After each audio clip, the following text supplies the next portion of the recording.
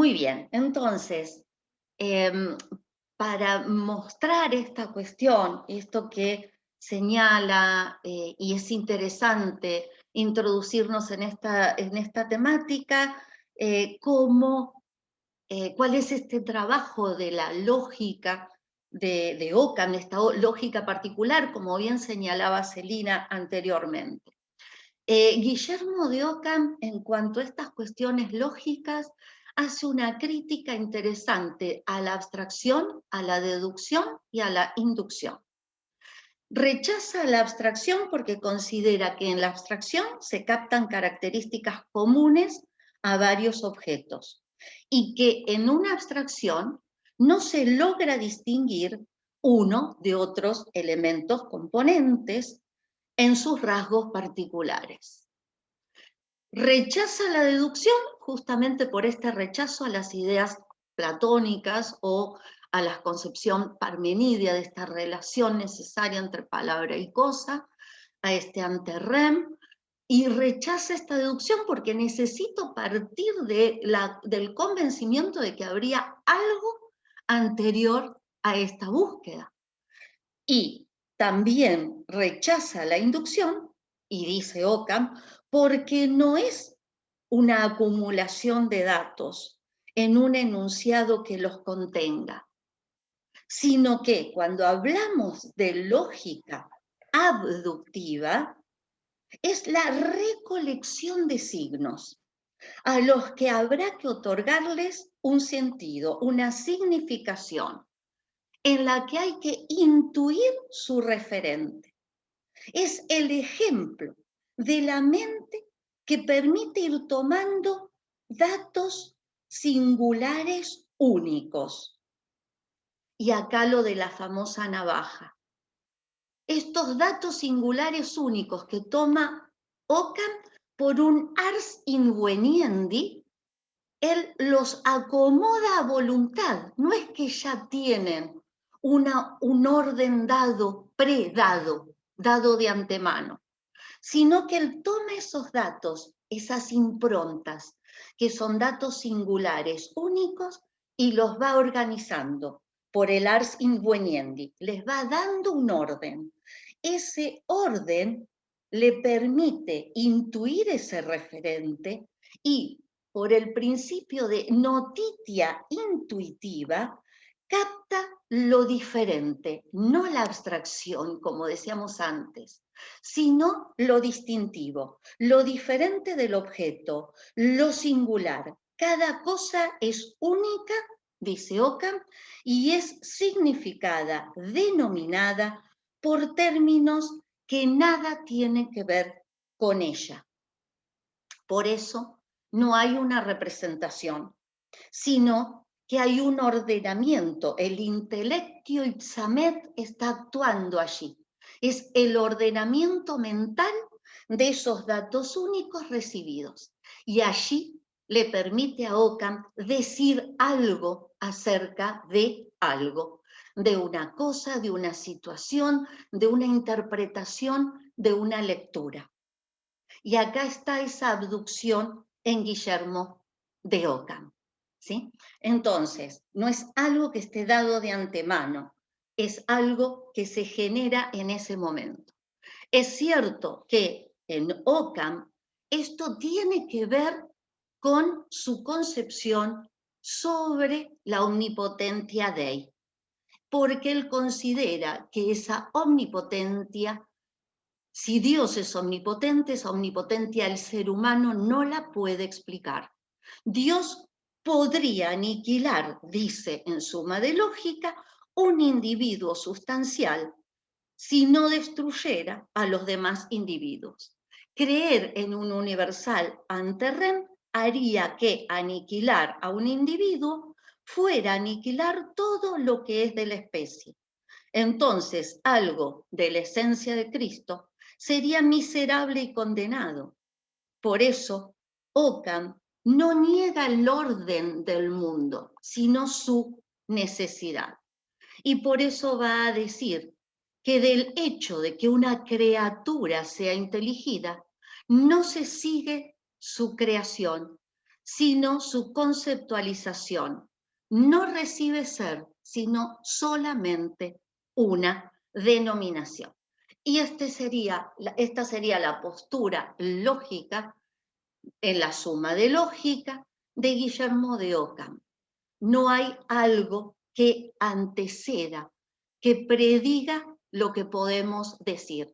Es un ordenamiento mental que hace el sujeto voluntariamente y asimismo la designación de el nombre de una situación o de una cosa o la proposición, perdón, que nos permite decir algo acerca de algo.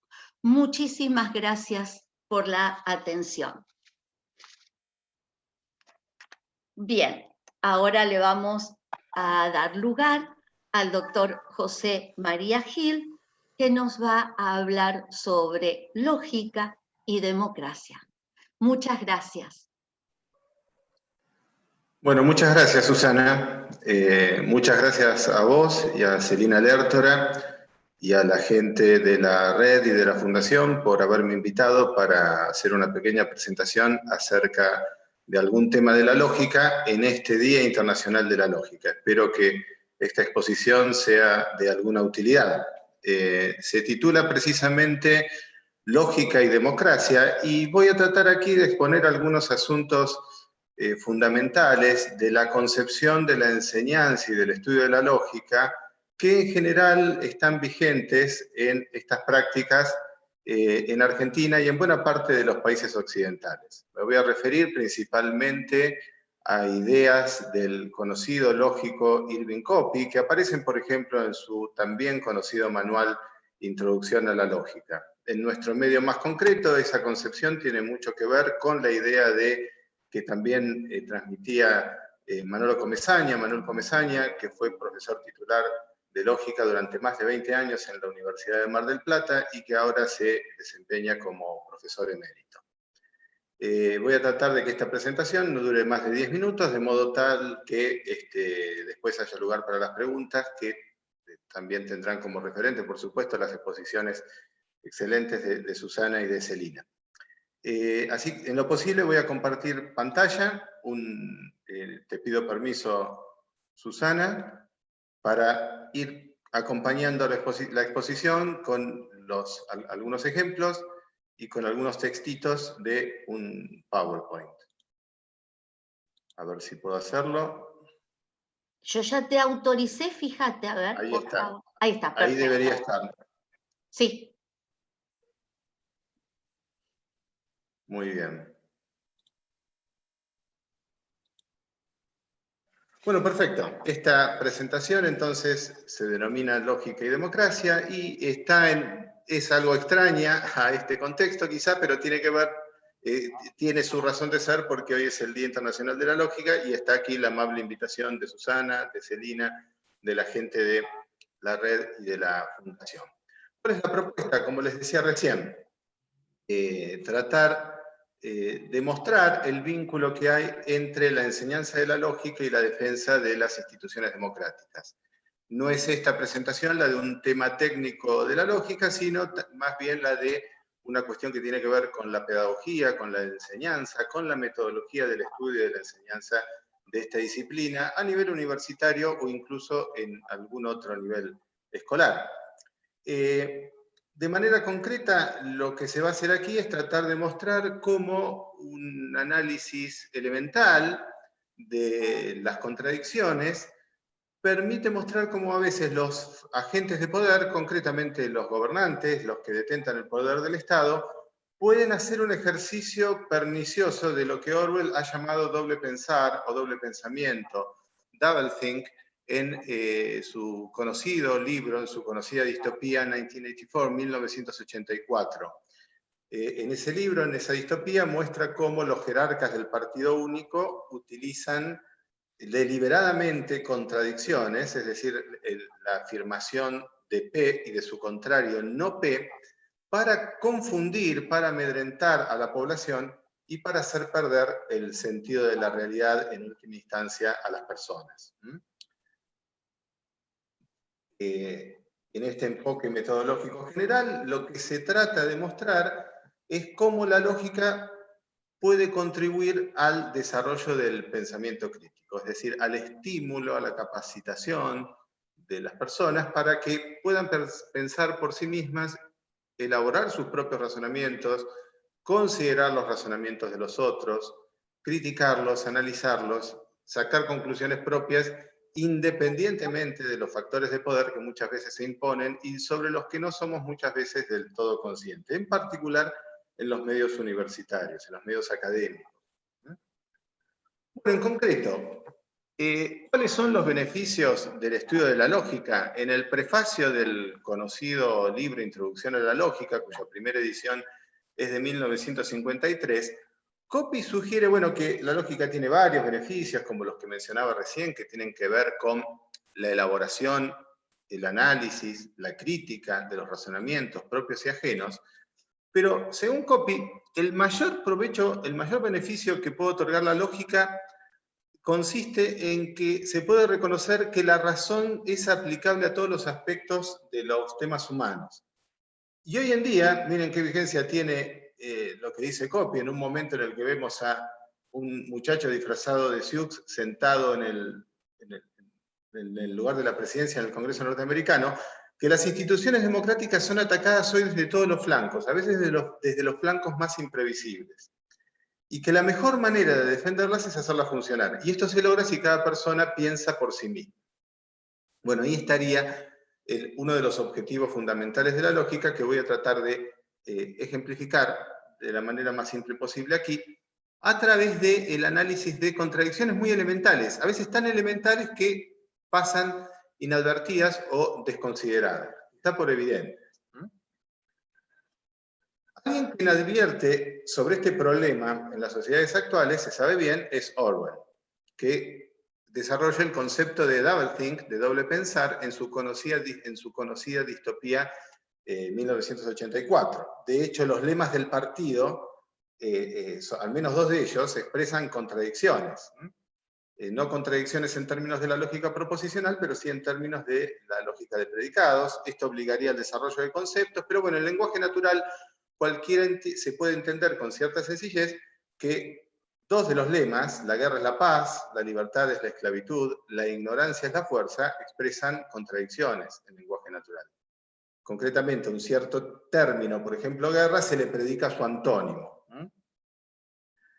Eso ya tiene que ver con la manipulación y con el ejercicio del doble pensar. Para creer que la guerra es la paz, que la libertad es la esclavitud, precisamente hay que hacer un ejercicio del doublethink, del doble pensar, del doble pensamiento. ¿En qué consiste esto? Bueno, en la posibilidad de creer simultáneamente vamos a decir, una proposición y su contrario, o un enunciado y su contradictorio, mejor dicho. Un determinado enunciado P y su contradicción no P. Por ejemplo, que siempre se ha estado en guerra con Eurasia, pero que nunca se ha estado en guerra con Eurasia. Los jerarcas del partido y la gente de Oceanía creen las dos cosas al mismo tiempo. Ahí hay citado en la diapositiva un pasaje de las páginas 32 y 33 de 1984, en el que señala cómo el personaje principal, Winston Smith, en algún momento reflexiona, o el narrador nos expone cómo Winston logra ingresar en los vericuetos, en los laberintos del doble pensar, que consisten en saber y no saber, ser consciente de la verdad y al mismo tiempo decir mentiras cuidadosamente elaboradas. Y esto es muy importante, mantener dos opiniones simultáneas que se contradicen, sabiendo que se contradicen, pero creyendo las dos. Esto no es la mera hipocresía o la mentira. El doble pensar es algo más sutil y más complejo.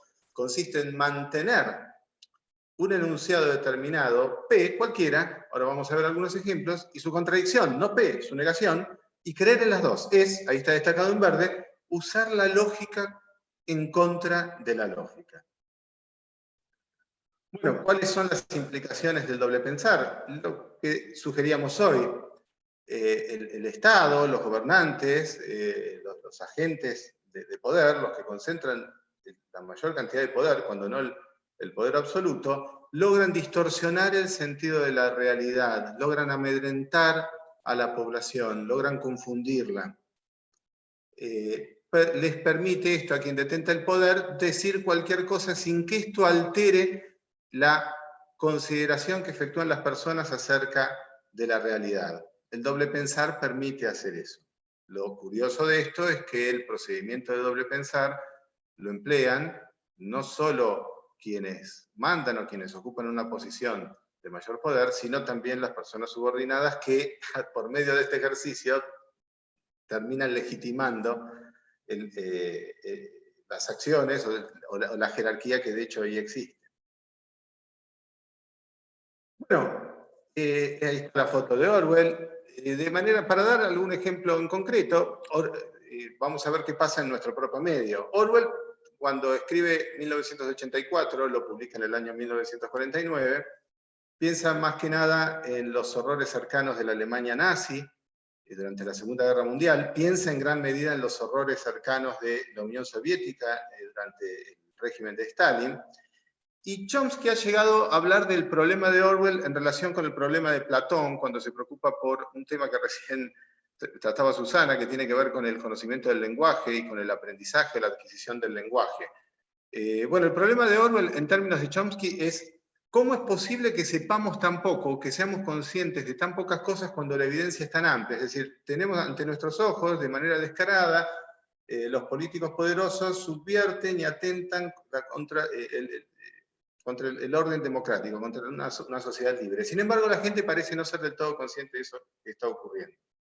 El problema de Orwell, entonces, en términos de Chomsky, se plantea así: tratar de explicar cómo sabemos tan poco a pesar de que la evidencia es tan amplia. Ese problema lo enuncia Chomsky en esos términos en homenaje, al autor de 1984, homenaje a Cataluña y tantos otros textos. Lo interesante es que el ejercicio perturbador del doble pensar no es patrimonio exclusivo de las dictaduras horrorosas, de los regímenes autoritarios, de las dictaduras sangrientas. Eso a veces parece muy obvio. La negación del sentido de la realidad en Cuba, en Venezuela o en Corea del Norte es muy fácil de advertir. El problema es cuando eso ocurre en sociedades abiertas, en sociedades libres. De hecho, no son sociedades de angelitos, sino que también quienes detentan el poder ejercen en algún momento el doble pensar como para poder confundir, quizá amedrentar o en última instancia poder imponer el dominio sobre la población. Aquí voy a ofrecer dos ejemplos de contradicciones constituidos por un enunciado P y su negación no P en nuestro medio, referidos al gobierno argentino actual. Simplemente porque es el gobierno actual. Si el gobierno actual fuera otro, naturalmente irían referidos a ese gobierno. Siempre lo que sugiere Coppi y esta concepción de que la lógica sirve para sostener la democracia es que el ciudadano debe ser particularmente crítico del gobierno presente. Por supuesto también de los anteriores, pero en especial del que detenta el poder en un determinado momento. Voy a dar esos 12 ejemplos. En Oceanía estábamos en guerra con Eurasia, nunca estuvimos en guerra con Eurasia. El partido es guardián de la democracia es imposible. Bueno, en nuestro medio pueden llegar a ser más sutiles y por supuesto no corresponden necesariamente a un individuo en particular, sino en todo caso a una corporación de gobierno. Acá tienen algunos ejemplos. Nuestro gobierno es anticapitalista, nuestro gobierno no es anticapitalista. Las tomas de terreno son legítimas, las tomas de terrenos no son legítimas. Todas las personas son capaces de pensar por sí mismas, no es verdad que todas las personas son capaces de pensar por sí mismas. Esto sí se tiene en cuenta la concepción de los medios y la idea de que los medios perturban y contaminan las mentes de la pobre gente. La máxima autoridad del gobierno es el presidente de la nación. La máxima autoridad del gobierno no es el presidente de la nación. La oposición es una alternativa legítima. La oposición no es una alternativa legítima. En Argentina hay presos políticos, en Argentina no hay presos políticos. En Venezuela se violan los derechos humanos, en Venezuela no se violan los derechos humanos. Es decir, una proposición determinada y su negación. Esas son claramente contradicciones. No pueden ser las dos verdaderas, obviamente. La afirmación de P y no P es una falsedad necesaria. Eso tiene que ver con el doble pensar. El hecho de afirmar falsedades necesarias y que la gente las acepte. Los recortes a las jubilaciones son una inmoralidad, pero los recortes a las jubilaciones no son una inmoralidad. El Poder Judicial tiene que ser independiente del Poder Político, el Poder Judicial no tiene que ser independiente del Poder Político. ¿Somos un gobierno revolucionario? No somos un gobierno revolucionario. Las aglomeraciones promueven el contagio de COVID-19, las aglomeraciones no promueven el contagio. Argentina cuenta con las vacunas, Argentina no cuenta con las vacunas, y así. Bueno. Bien puede sostenerse que la postulación de enunciados contradictorios a veces es saludable dentro de una coalición política porque, bueno, representaría diferentes voces. Eso, desde luego, que es parte de la vida misma de la democracia, pero no estamos ante ese caso. Ante lo que estamos es ante el hecho de que se sostienen enunciados contradictorios para cuestiones fundamentales que tienen que ver con las garantías y derechos de los ciudadanos, con la conformación del sistema político, o con la concepción de los derechos humanos y de la política sanitaria, ¿no? De hecho, como decíamos recién, en una tabla de verdad muy básica se muestra que P y no P es una contradicción. Para que la conjunción sea verdadera, los dos conjuntos tienen que ser verdaderos. Obviamente, si P es verdadero, no P es falso, con lo cual P y no P va a tener siempre una verdad y una falsedad, con lo cual la conjunción será siempre falsa. El sostenimiento de una falsedad es el sostenimiento de una contradicción, es el ejercicio del doble pensar, es en algún sentido, como permite, o por lo menos como sugiere la hipótesis de Coppi, una manera a través de la cual se está socavando las instituciones de la democracia desde las instituciones democráticas mismas, paradójicamente. ¿Cuál es la tarea del ciudadano? No ponerse a llorar, no tener una actitud apocalíptica, sino en todo caso ser alguien crítico, estar permanentemente atento a estas manipulaciones de los gobernantes, que repetimos, son particularmente sutiles en las sociedades democráticas, en las sociedades abiertas como la nuestra. Desde luego son flagrantes o escandalosas en estados autoritarios o dictatoriales. Bueno, para ir terminando, ¿para qué sirve la lógica en esta relación con la democracia y en esta concepción de Coppi? Para la formación de ciudadanos críticos, que siempre estarán atentos. En un libro que hace unos años se publicó en homenaje a Coppi, un filósofo mexicano, Eduardo Arada Olivares, señala, bueno, que la lógica debería ofrecer la habilidad de evaluar razonamientos y una actitud crítica frente a la publicidad comercial y la propaganda política. Para la recuperación del realismo básico, claro, porque la negación, la presentación de contradicciones, lo que termina ocasionando es una distorsión del sentido de la realidad. Se puede decir cualquier cosa, permanentemente se están sosteniendo falsedades manifiestas y bueno, eso distorsiona el sentido de la realidad, hace que la gente dude acerca de la consistencia misma del mundo que está ahí afuera, ¿no? Desde un punto de vista realista y racionalista, en cambio, por más que el partido diga una cosa, la realidad seguirá ahí, ¿no? Y acá nos referimos al partido de Oceanía, al partido único que gobierna Oceanía, la Oceanía imaginada por Orwell. Otra utilidad de la lógica para la reivindicación de la igualdad.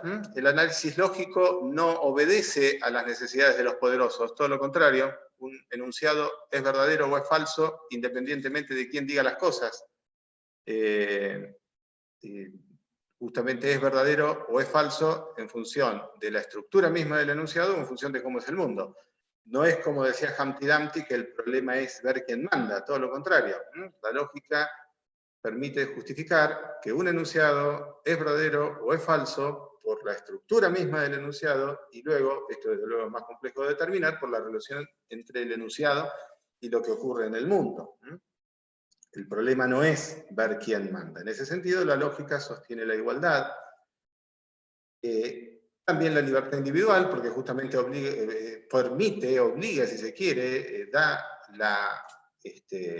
pie, exalta la libertad individual de cada persona en el sentido de que es ella misma la que tiene la capacidad de evaluar si los razonamientos están bien, si los razonamientos están mal, y en nuestro ejemplo más modesto, si un enunciado es verdadero o si un enunciado es falso.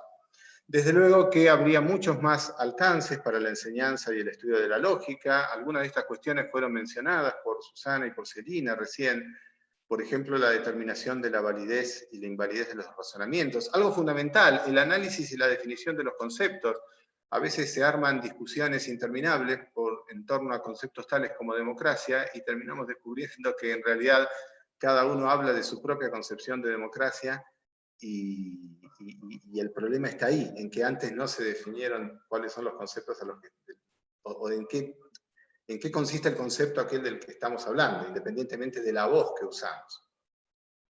Bueno, el análisis de las estructuras de los enunciados, algo en términos de la lógica de predicados, es decir, no en términos de la simple lógica proposicional que hemos visto aquí.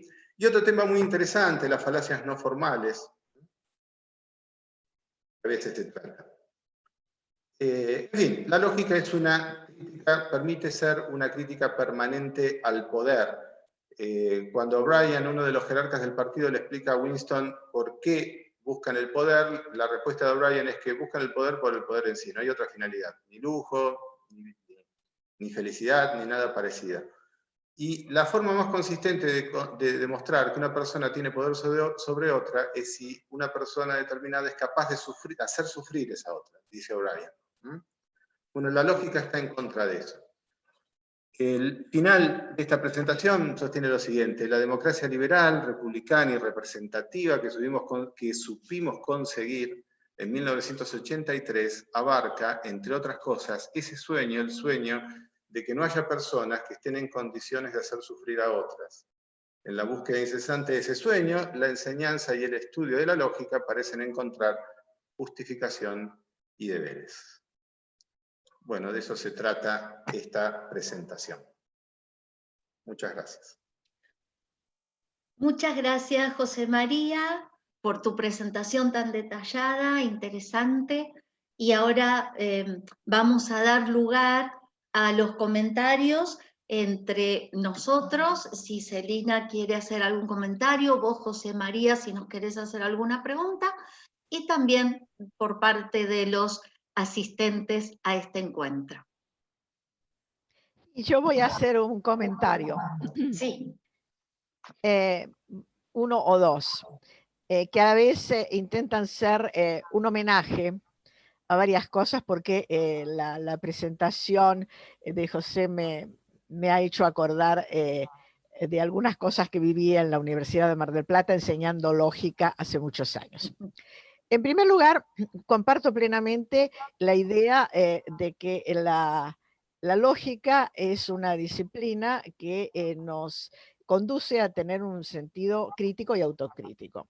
Yo añadiría más, diría que toda filosofía bien entendida tiene el mismo cometido. Y aquí quiero hacer mi primer homenaje al doctor José Vilanova, un filósofo del derecho muy conocido que ya falleció hace muchos años, con quien tuve el gusto de trabajar en la Facultad de Derecho de la UBA, que él decía que la filosofía, cuando se constituyó como una manera diferente de pensar, superando al mito, a las religiones, o sea, a la mera credibilidad, tenía todos los caracteres de la democracia. Y tiene algunos trabajos al respecto que son muy interesantes y hasta irónicos, ¿no? Porque él dice, por ejemplo, bueno, es un discurso racional, es un discurso en el cual no importa quién tiene más poder o menos poder, sino quién tiene razón. Todo el mundo puede opinar, siempre que opine bien, etcétera. De modo que aquí quería recordar a José Vilanova, que allá por los años 80 decía estas mismas cosas aplicadas a toda la filosofía. Tal vez no fue escuchado como hubiera sido de desear. La segunda cosa que quiero mencionar es que también comparto, obviamente, el tema de el uso ideológico de la contradicción simultánea. Y aquí quiero decir dos cosas que me parecen importantes. En primer lugar, que hoy, analizando sobre todo los historiadores aristotélicos, el criterio que tenía Aristóteles sobre el principio de no contradicción no sería tanto la idea de que no hay verdad o que no hay contradicciones en un análisis correcto o en una argumentación correcta, sino más normativamente que no debe haberlas. Las lógicas alternativas que prescinden del principio de no contradicción podrían ser un modelo de que hay alternativas. La cuestión estaría entonces en qué queremos decir cuando decimos que no puede haber contradicciones. Yo aquí pondría una pica en Flandes a favor de Wittgenstein. Me parece que el problema de que no debe haber contradicciones es precisamente que con ellas no podemos sobrar. Entonces, si no podemos hablar de algo porque es contradictorio, por ejemplo, mejor callarse. Famosa última tesis del Tractatus sobre la cual se han escrito bibliotecas, pero para mí esta sería una interpretación correcta. No podemos hablar con contradicciones y eso ya lo sabía Aristóteles, ¿no? Entonces, mejor callarnos. Cuando nos callamos, ¿a dónde arribamos? Y podemos arribar al hecho rudo. Y aquí quiero mencionar algo que decía Susana sobre Occam acerca de la influencia de la voluntad y de la potentia Dei.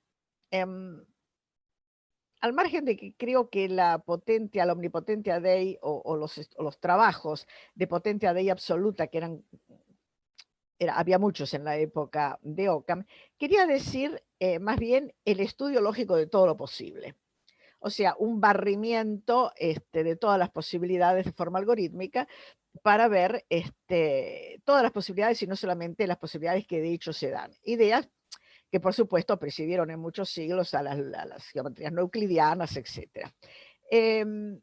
Pero creo que también había otra cosa, algo que Occam hereda de Scotto, y que es la idea de que hay muchas cosas que creemos que son imposición, diríamos, de la razón, y en realidad se trata de una razón dirigida por nuestros propios deseos.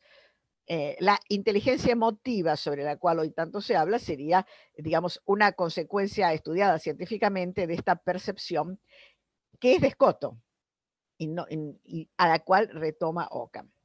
Entonces, si nosotros aceptamos esto y lo aceptamos en serio, también nos puede suceder que la convivencia con la contradicción sea algo querido y buscado, y no solamente producto de una inconsistencia no advertida. Y aquí quiero hacer una referencia a algo que sucedió en la Universidad de Mar del Plata, donde durante 16 años enseñé lógica. En la época de la presidencia de Cámpora, la Universidad de Mar del Plata fue tomada por un grupo que se llamaban de la Cuarta Internacional, echaron al decano y hicieron juicio político a todos los profesores, etc. Yo no vivía en Mar del Plata, de modo que de esto me enteraba por mi cátedra, por la gente de mi cátedra, fundamentalmente por María del Carmen Maggi, Coca Maggi, que era mi adjunta y que fue secuestrada y murió. La mataron. No por la cuarta, sino por las 3A. Su cuerpo fue encontrado por los militares del proceso. Hacían muchas reuniones en los grupos que tomaron la universidad. Y ellas dos, ella y mi jefa de trabajos prácticos, iban. Y en una oportunidad me contaron que una de las dirigentes, de las líderes, para apoyar todas las ideas que tenían con respecto a cómo había que modificar la universidad, había entrado en una cantidad de contradicciones desde que empezó hasta que terminó. Empezó de una manera y terminó de otra totalmente contradictoria. Entonces, una de ellas pidió la palabra y explicó claramente a todos que eran estudiantes, que habían pasado lógica porque estaba en primer año, toda la dificultad del discurso autocontradictorio de esta persona. Y ella y otros que estaban con ella dijeron que la contradicción no tenía ninguna importancia porque los hechos superaban a las contradicciones y que hubiera contradicción en todo el discurso, porque además no solamente ella se había contradecido en su propio discurso, sino que además cada uno de los que había hablado decían un poco como nos decía José, ¿no? Bueno, sí, somos revolucionarios, no, pero en realidad no somos revolucionarios, sí, pero esto, pero no. Bueno, que no tenía ninguna importancia, o sea que eso estaba asumido por su propia posición política. Entonces, frente a eso, yo me planteo cómo es la posibilidad de hacer uso de esta apelación yo diría hasta el sentido común, cuando uno encuentra este uso desmesurado de la negación, porque en definitiva es una especie de negación que no es negación. Y por eso mencionaba, y no lo dije, pero lo digo ahora, yo creo que toda la larga historia de la negación dialéctica, aunque por supuesto el pobre Anselmo no tenía absolutamente la culpa de esto, tiene algo que ver con esta problemática de la inclusión en una pretendida superación. Y la lógica dialéctica de Hegel dio origen a la lógica dialéctica del marxismo, algo que yo he estudiado bastante en un gordo libro escrito por un checoslovaco. Bueno, no lo escribió en idioma checo, que yo no hubiera entendido nada, por suerte lo había escrito en alemán. Y allí justamente una de las cosas que se ve claramente en un libro absolutamente de lógica, no tienen absolutamente ninguna connotación política, cómo las variantes de las negaciones dialécticas pueden conducir a resultados de este tipo y que, por supuesto, son muy diferentes, son alternativas, son inconmensurables con la lógica aristotélica de las negaciones, que en definitiva es la lógica que todos hemos aprendido de Russell en adelante, ¿no? Salvo los sistemas que no trabajan con el principio de no contradicción, que son muy pocos. Entonces, me parece que en todo esto hay una cuestión voluntarista. Y esta cuestión voluntarista, y aquí termino con algo que también dijo José, tiene que ver con la educación.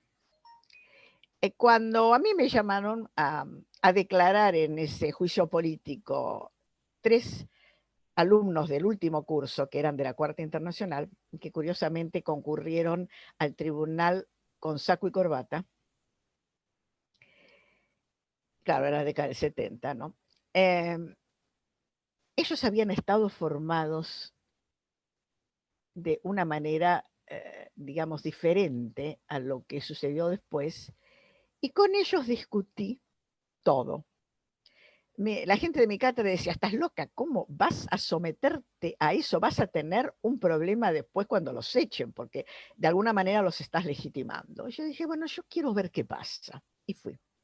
Estuve casi 3 horas hablando con ellos. No voy a decir aquí todo lo que me contaron, porque es reservado, acerca de lo que ellos vivían políticamente. Lamentablemente a los tres desaparecieron después, claro. Esto era evidente que iba a pasar. Daban la cara, ellos mismos lo dijeron. Los que nos mandan están encapuchados y ni nosotros sabemos, pero nosotros, doctora, estamos dándole la cara. Yo nunca los denuncié, eso todo el mundo lo sabe también. Pero bueno, esa era la realidad, daban la cara. Estas personas habían sido formadas en una lógica tradicional, era la que habían aprendido en el secundario. Y la habían interiorizado. Entonces entendían cuando yo les hablaba de una autocontradicción como fácticamente imposible. Cosa que los alumnos más jóvenes, porque los 2 o 3 que habían hablado de estas cuestiones que mencioné antes eran de los primeros años, no de los últimos, y esto sucedía no en la Facultad de Filosofía, de Humanidades, perdón, sino en Ciencias Económicas. Esto que Perdón, Celina, ya se corta, pero todavía tenemos 15 minutos bueno. a las 12 para quería decir volver a ingresar. Sí, quería Volvemos decir a ingresar. con esto termino, no intervengo más, que me parece sumamente importante la formación, porque esta idea de la importancia de la lógica también tiene que ser introducida en forma docente y en la formación para que sea aceptada. De lo contrario pasa lo que estoy mencionando, que es un ejemplo de lo que a mi modo de ver no debe pasar.